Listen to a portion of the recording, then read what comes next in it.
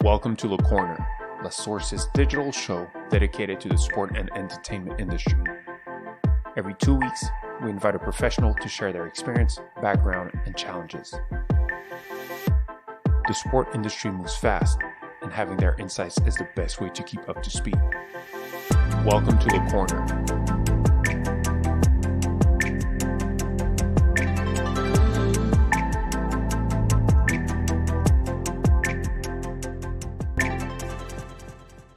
Hello, everyone. Super glad to have you here again. Today, we have the honor and the pleasure of welcoming Bastien Lacheny on our podcast. Hello, Bastien. Hey, Sam. How are you? Pretty good. How are you? Very well. Thank you for inviting me. Very happy to participate to this great podcast, and I would have loved to do it face to face. So you'll have to invite me again next year. That works for us. Very happy to welcome you once we can travel again. But yeah, glad to have you for this international episode of Le Corner. So yeah, just to go a bit, in the past we learned to know each other back in your Delta Trade days, but we'd love for everyone to have a bit of an understanding of your personal and professional background so far in your career for people who don't know you. Yeah, sure. So my name is Bastien Lacheny. I've been working in the sport industry for almost 16 years now. I started my career at Eurosport. I was a product manager there, working on websites and applications, and stayed 4 years there, which was a great start and introduction to this industry. And then I left for Italy to work for Delta Trade, which is, for those that are not familiar with Delta Trade, an Italian group now with US ownership that is providing, I'm going to try to give a clear explanation because it's quite a complex environment, but they're providing product and services to sports right holders and right owners. So the clubs, the leagues, the federation, the broadcasters. And I've started there in Italy, in their headquarters in Turin, working on product development and launching noticeably a product called Diva, a video player with synchronized sport data that they're still using, and they kept the name, so I'm quite proud of that. And then I wanted to switch to sales, after 8 years on product development, and I had the opportunity to go back home in Paris and open the Delta Trade office in France, and managing, to keep it simple, let's say Western Europe sales for Delta Trade for another 4 years. And then finally, 4 years ago, I joined the EMEA office of the NBA, so here in London, in the media right distribution team. And in layman's term, that means I'm selling and managing the media rights of the NBA in the region. So working both with traditional broadcaster streaming platforms and also, working on our direct-to-consumer product, the NBA League Pass. Well, so you actually worked on the product side of things for a broadcaster, then on the sales side of things for a digital partner, and then at the end of the journey, now you're selling rights within an organization. That's a lot of different tasks in a lot of different types of organizations. Yeah, I mean, it's basically, I'm only missing I would say in the main part of the sports ecosystem. I've never worked for a sponsor. I guess that will be the missing part. I'm not trying to send a message to recruiters. Nike, Puma. No. But no, it's obviously interesting to have the different angles. Yeah. Yeah. And so, and I think you personally, and I can see the basketball hoop in the background, NBA was like the grail for you, right? You're a big basketball fan to begin with.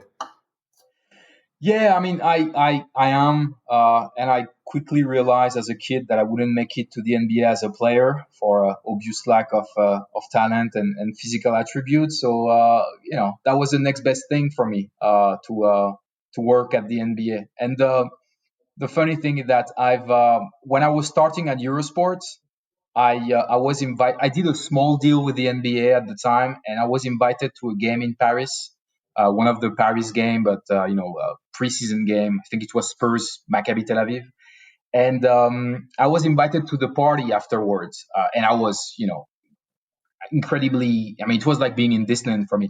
And I met David Stern there, And I went to him and I told him, one day I'll work for you. And unfortunately, he retired, I think a year and a half before I joined the NBA. But it was, what I'm trying to say, that it was always in the back of my mind, and joining this organization, especially as I was headhunted. So I did not even apply for the job.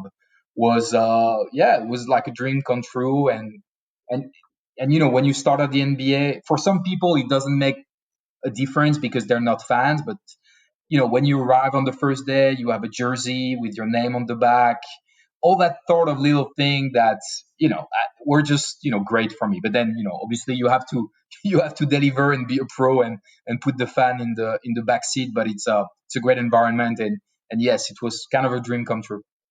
Yeah. And then 4 years later, it's part of your day to day. But I can very well relate to the first day being quite an amazing souvenir for you. And so just to understand it, before we deep dive on exactly the operations of the NBA and how the European office operates and how it's, like how the whole structure works, what is your exact role over there? And, what is the beginning and the end of your task?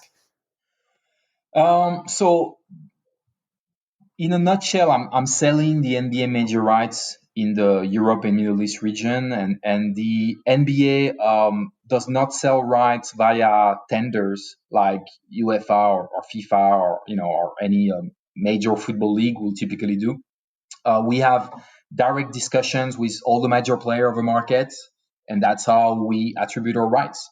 And there's a team of 5 sales and 3 account manager, and we're splitting all the different markets and the different aspect of the business. When I joined, I was focusing only on digital, but then I got a larger role. I got lucky enough to be promoted, and now I'm managing just all sort of rights, whether it's digital or TV rights.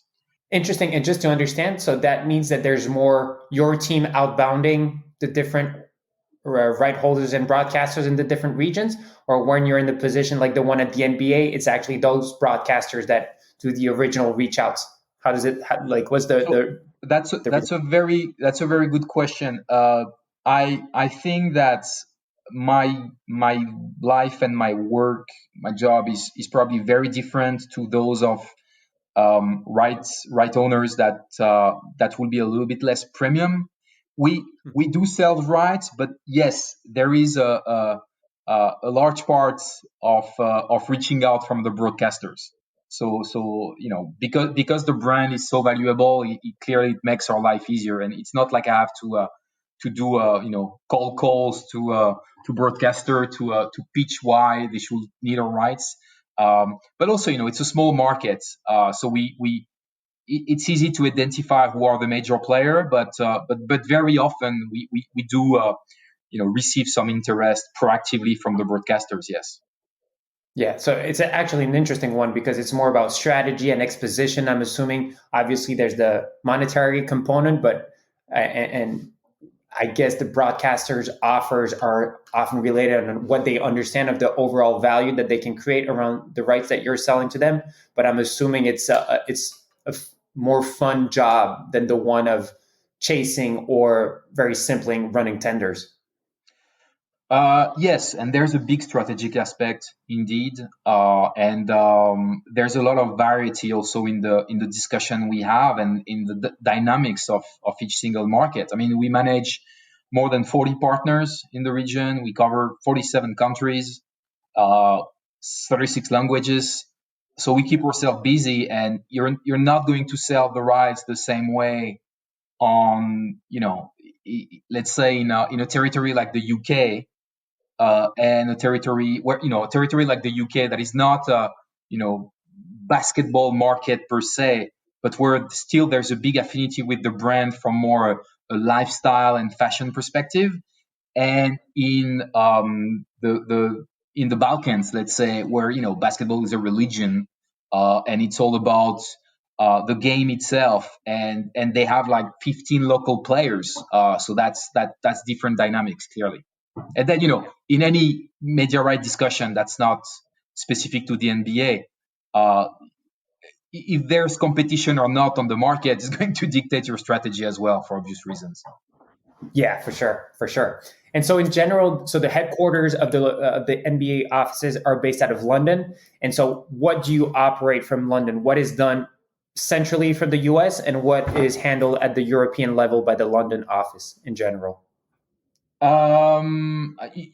mean in terms of basically, are you asking how independent we are from the US? Is that the question? That was the first step to that question.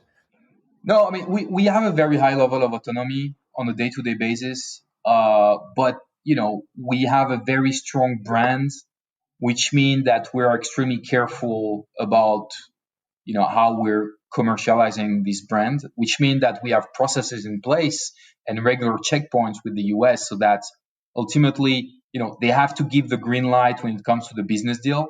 Like I cannot sign a deal without going to the US and making a case. But they obviously understand that we have the knowledge of the market and that, people is key. People are key in business discussion in general.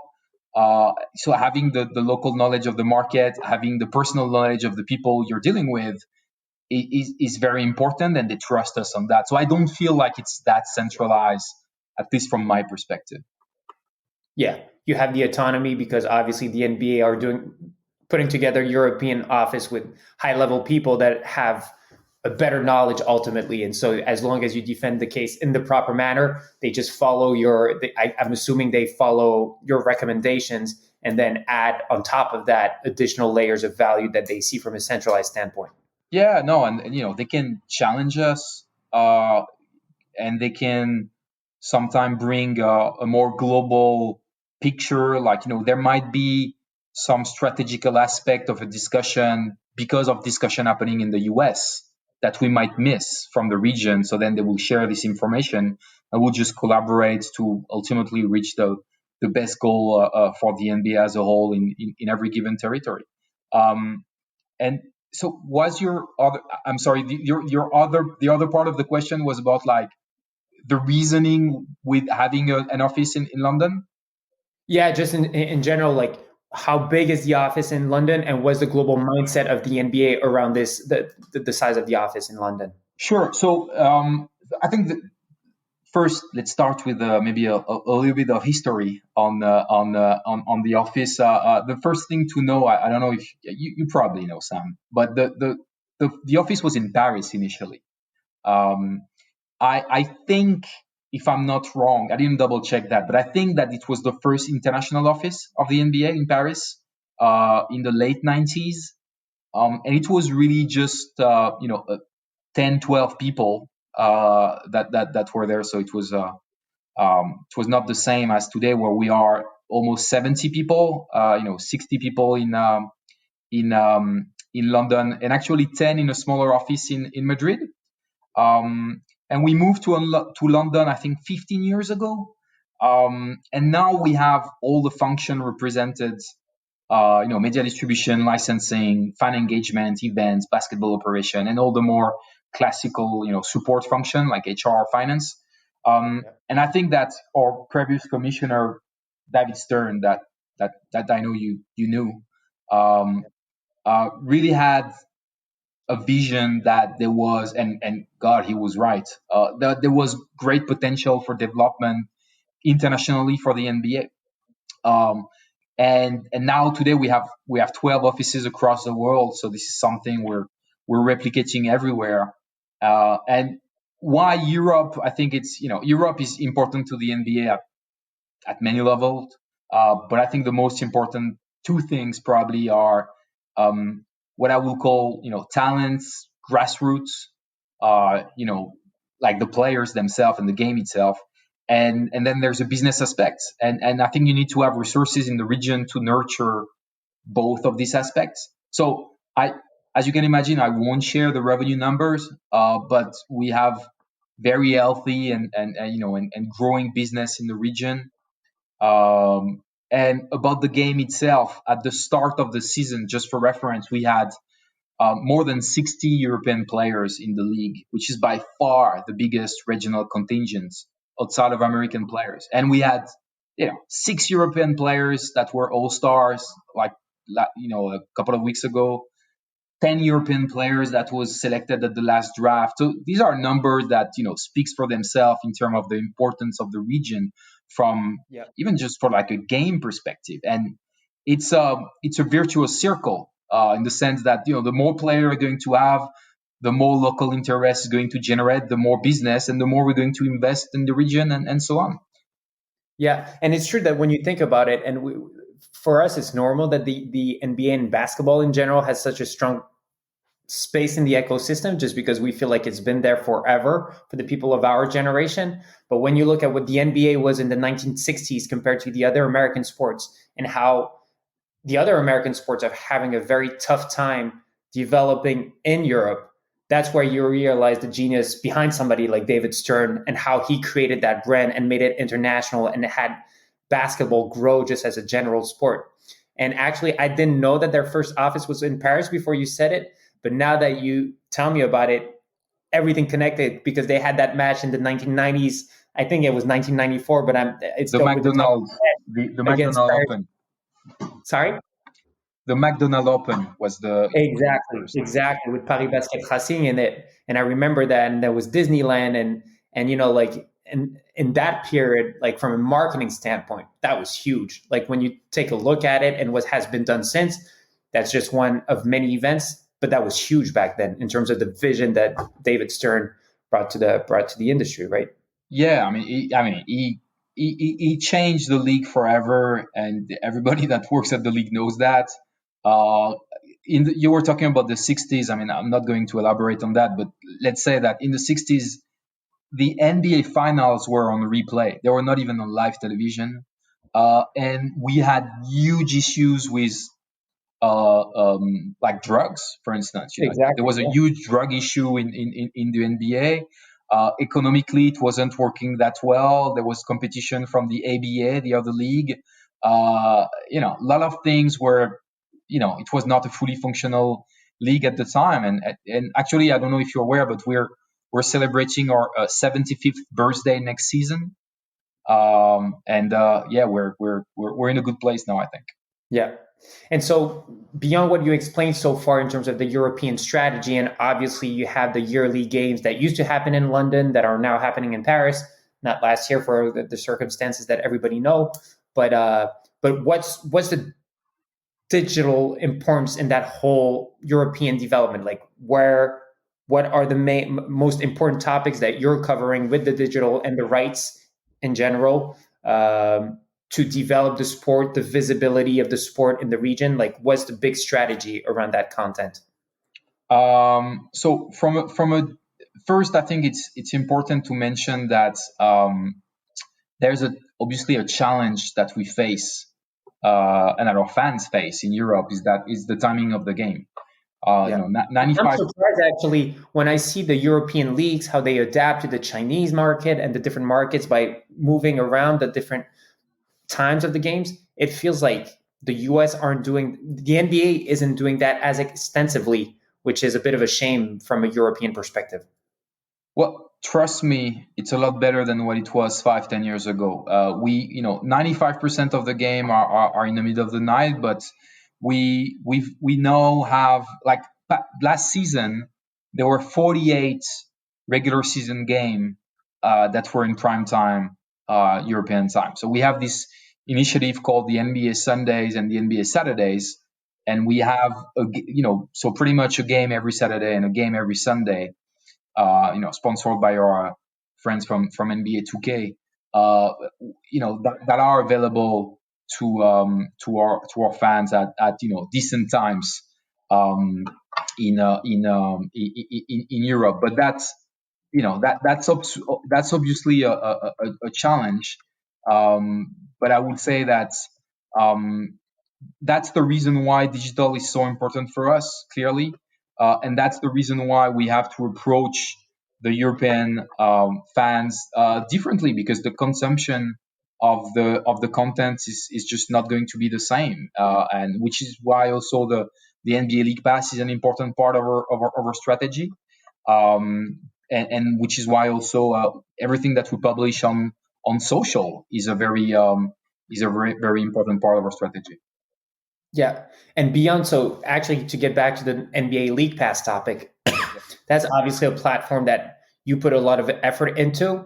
And it's also from a rights perspective, very important for everybody to be able to understand is that you sell the rights to individual broadcasters in certain territories that include digital, but you still have the NBA League Pass on this side with a whole lot of additional feature set that can be sold in every European territory. So can you tell us a bit more about that strategy?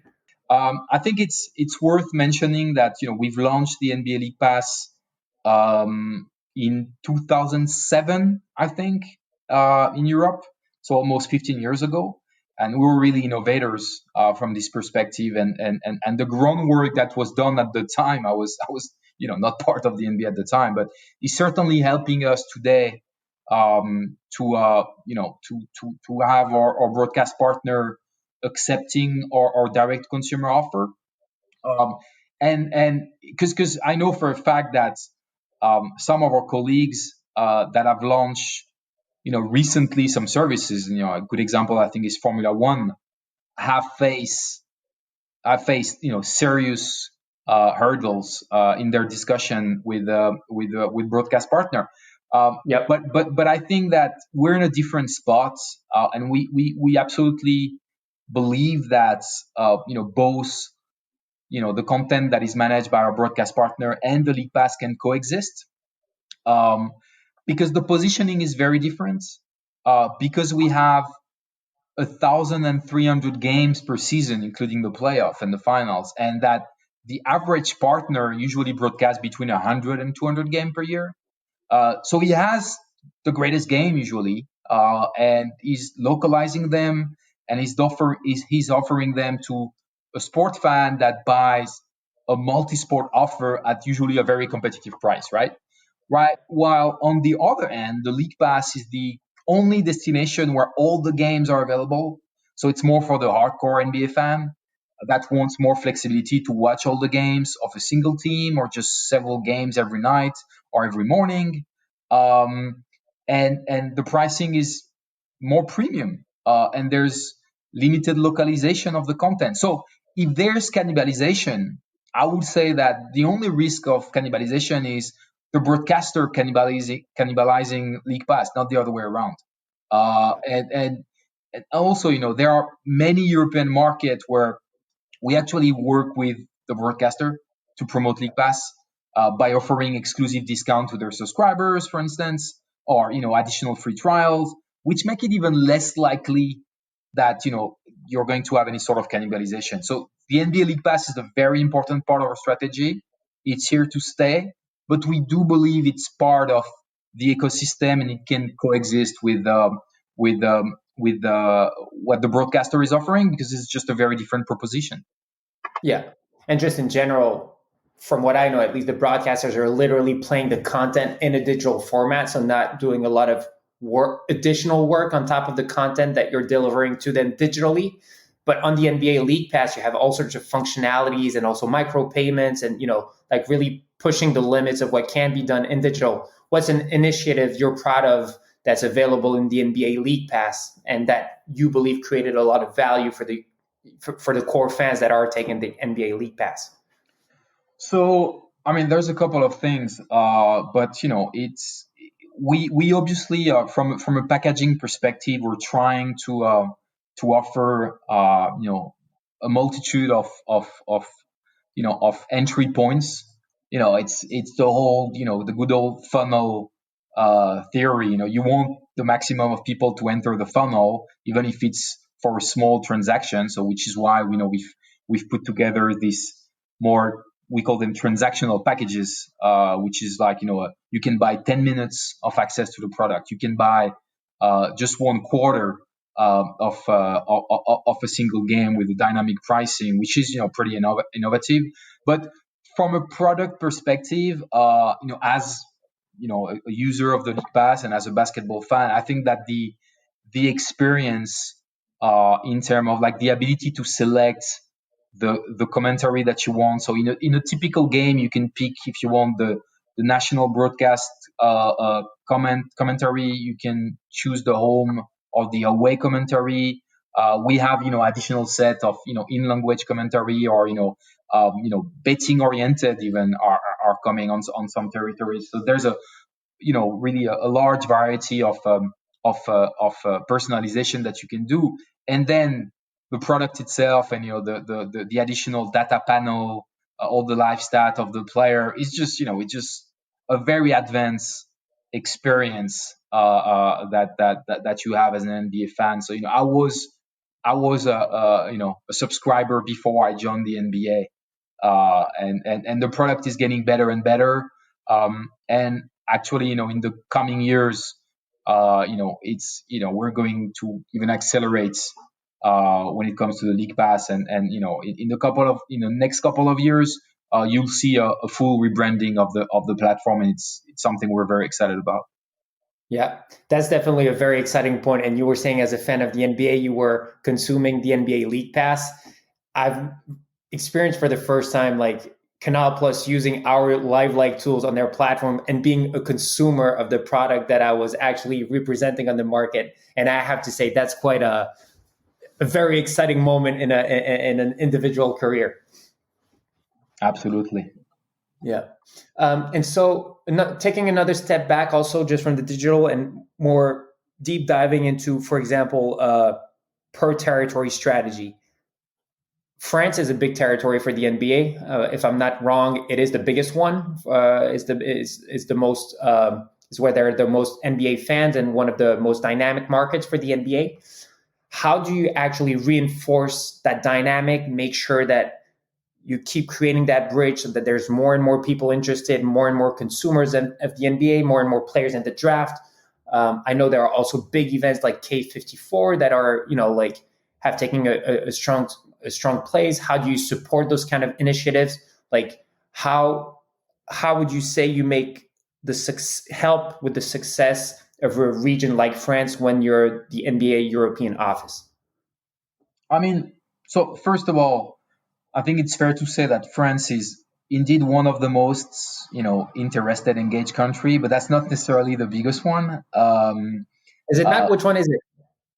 Well, Spain. Spain is huge for us, and if you're looking at some of the criterias, Spain. It depends. On some criterias, you'll be surprised. Yeah. Like UK is actually number one, which I know, which can be surprising.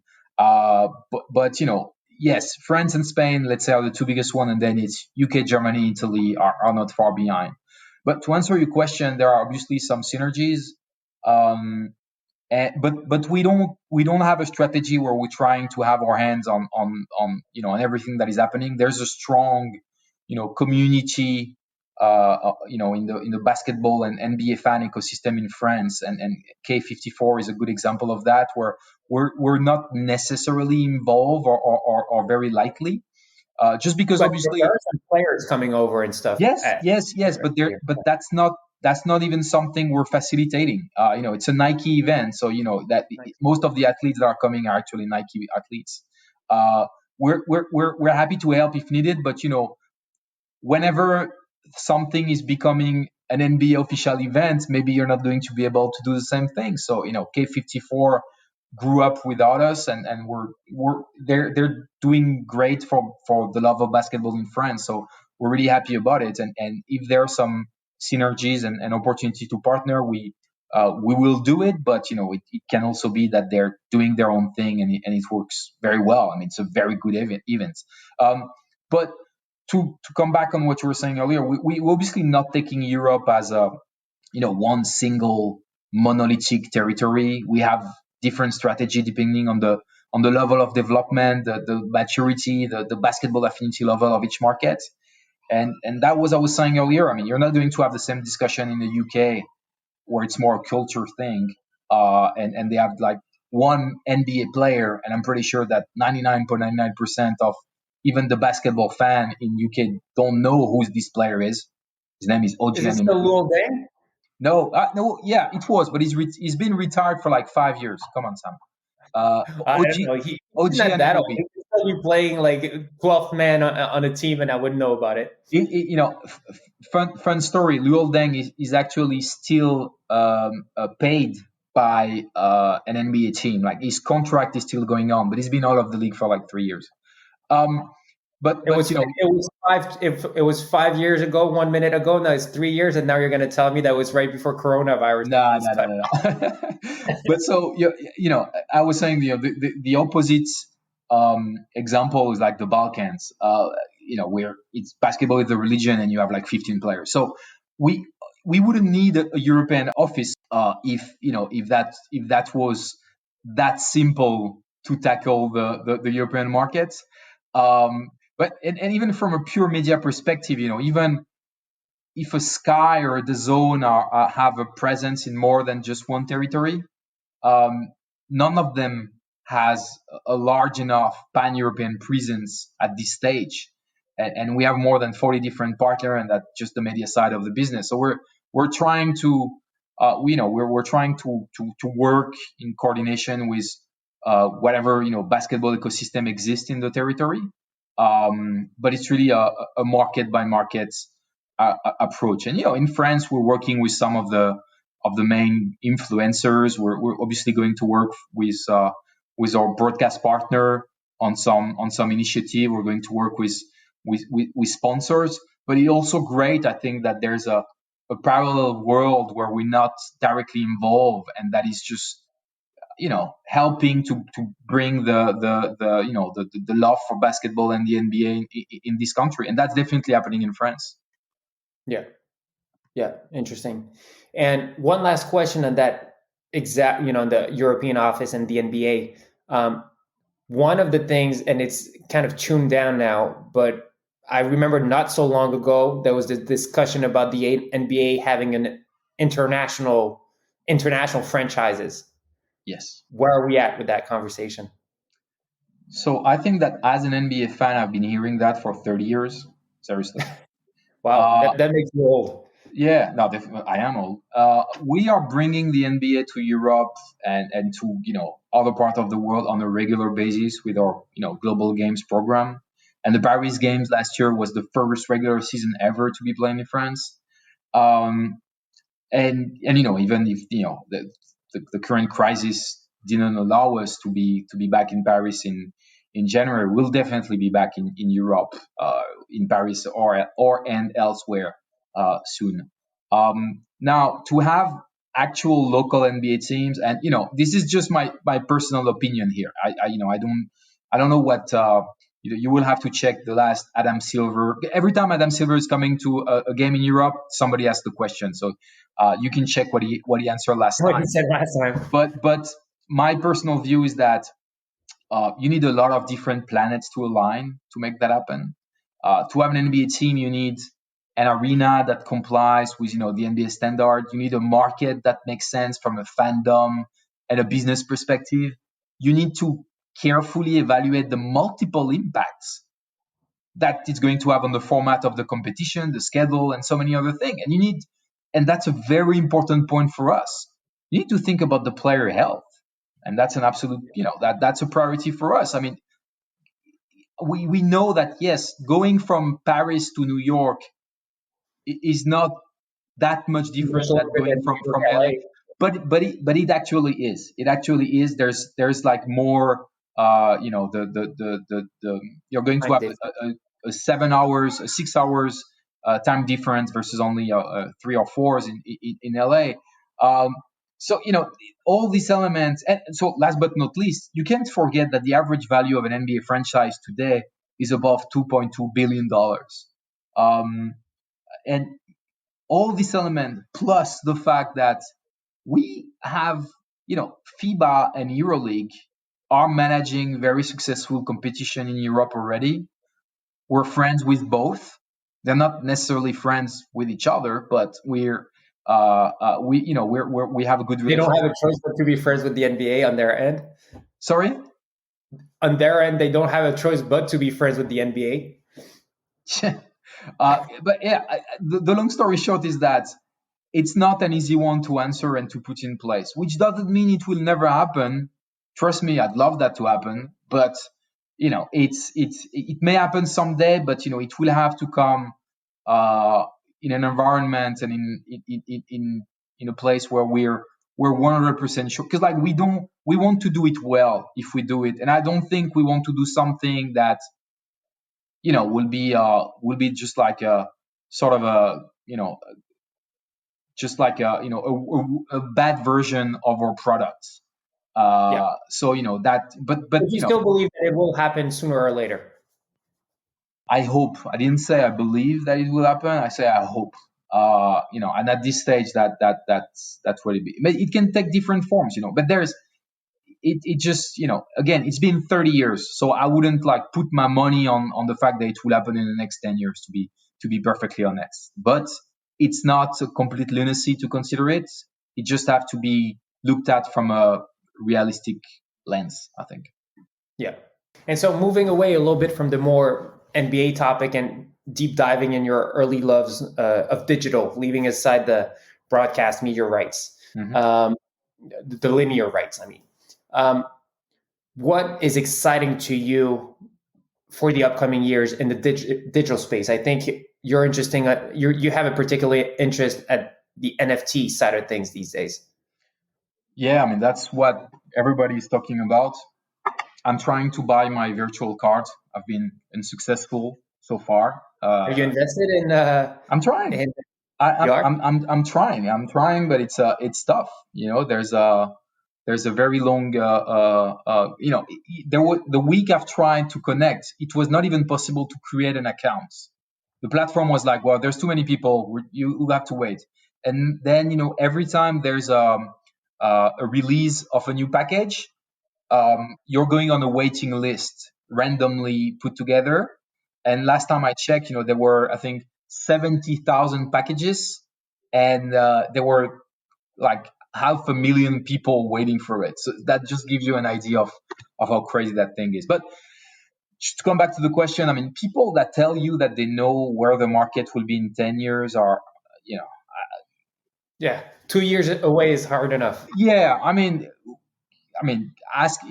I'm sure it will be fun to like compile the view of people that have been asked this question 10 years ago, because now it's all about technology that were not even close to exist at the time, and blockchain and NFTs is one of them.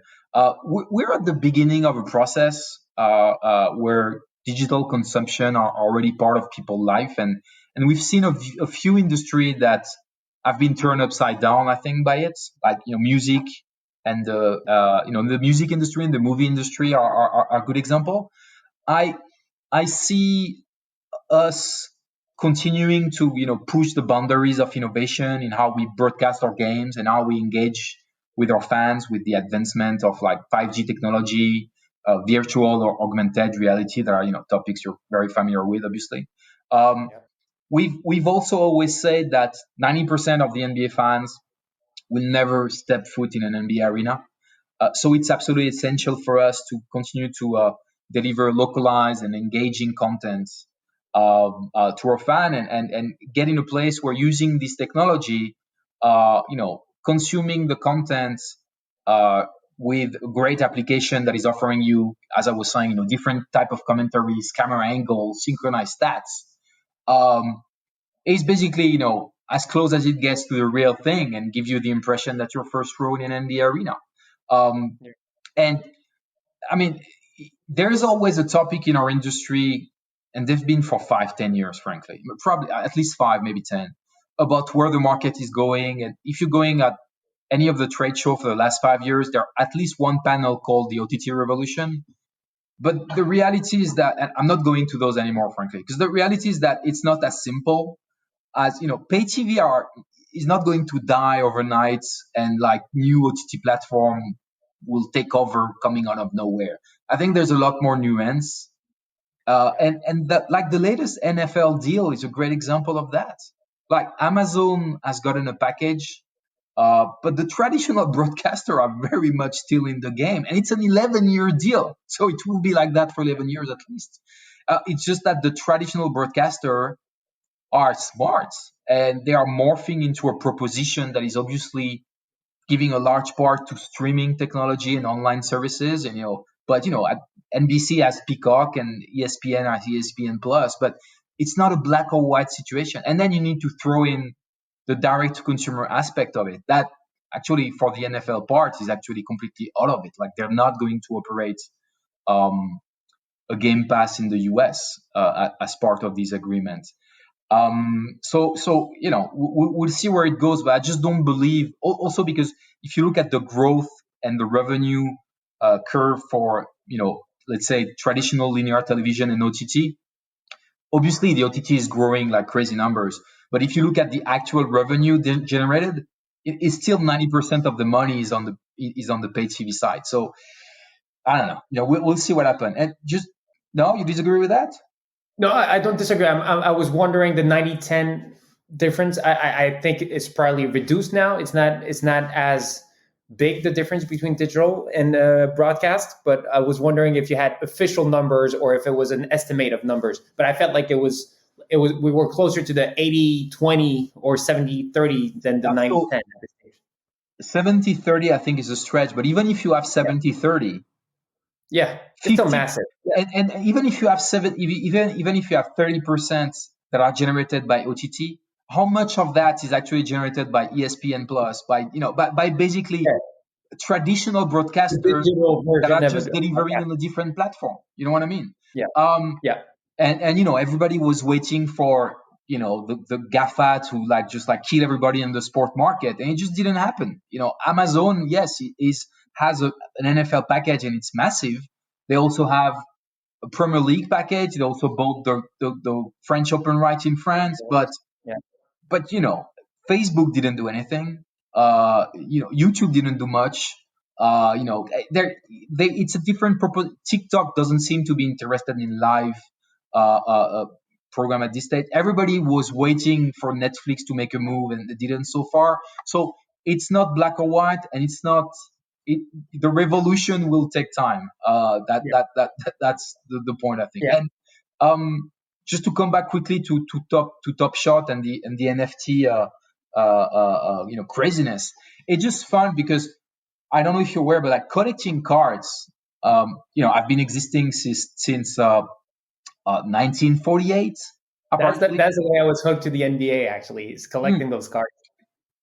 But so, funny enough, they came back in fashion in a pretty shocking way in the recent year. The actual, the physical card, because things like eBay or any other site just allow these people to connect with each other, and it just drove the market up, and the value of the traditional collecting card have been up. And Top Shop, it just came in parallel to that, with the proposition that I would not be shocked if a lot of people are like, why the hell would people buy a highlight that is available for free somewhere else? But it just works, and people are buying it big time, and there's been hundreds of millions of dollars of exchange value. Is it going to last? I don't know. Is it going to be replaced by a similar or different proposition, fully digital and managed by blockchain technology? Maybe, but it's certainly an interesting field of play, and we're happy that we're always trying to identify what are the latest trends that can be translated into. It's not technology for technology. It's technology as a means to find new ways to connect with fans, and connect the NBA and the game of basketball with fans. Yeah, and I think when you look at the people who are investing pretty heavily behind the NFTs, whether it's the Mark Cubans of this world or the Gary Vaynerchuk, those are pretty successful business people that are behind those big investments. So yes, there's definitely something behind it. Last question, because we're actually out of time. But having worked on every side of the scope, so on the broadcaster side of thing, on the tech provider side of thing, on the league side of thing, which position do you prefer? Which is the one that's the most exciting and that you feel the most accomplished in? So, from my personal experience, it's hands down the league. But the NBA is pretty unique, and I don't think that working at the NBA is the same that working for, let's say, a National Football League or an Olympic Sports Federation in Switzerland. So I can only speak from my personal experience and for myself. I would say the toughest is definitely the tech provider, because especially in digital, and technology evolves constantly, as you know, and most of the things you sell are not a commodity.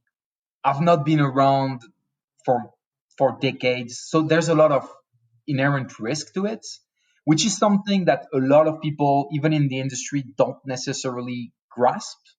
And selling a live streaming service, I remember, I can't remember the name of the guy, but there was a guy from NBC on one panel that I've seen years ago. I will always remember that he said launching a streaming service is like organizing, a landing on the moon. And I think it's very true, because you just have to see the launch of new services by some really heavyweights of the industry and the sport industry in the last couple of years. So let's say Formula One launching their OTT service, DAZN launching their service in Italy when they acquired the Serie A rights, Eurosport launching their Eurosport player when they acquired the Bundesliga right in Germany.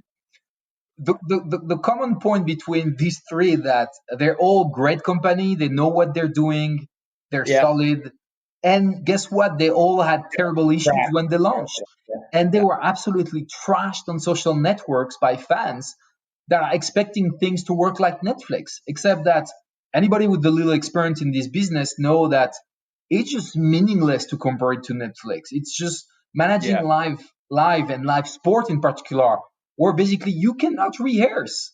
There's no rehearsal. It's happening and then it's gone.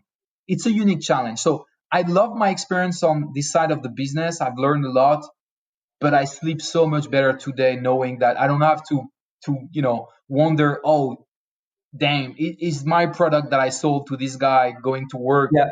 And if it's not, I know it's going to come back at me. And, there's not much I will be able to do except, well, our tech team is working on it. Sorry. Well, that's a funny one, because I bet the NBA is probably the counterexample, because it is the fastest moving sports organization compared to slower paced other organizations. But I would say that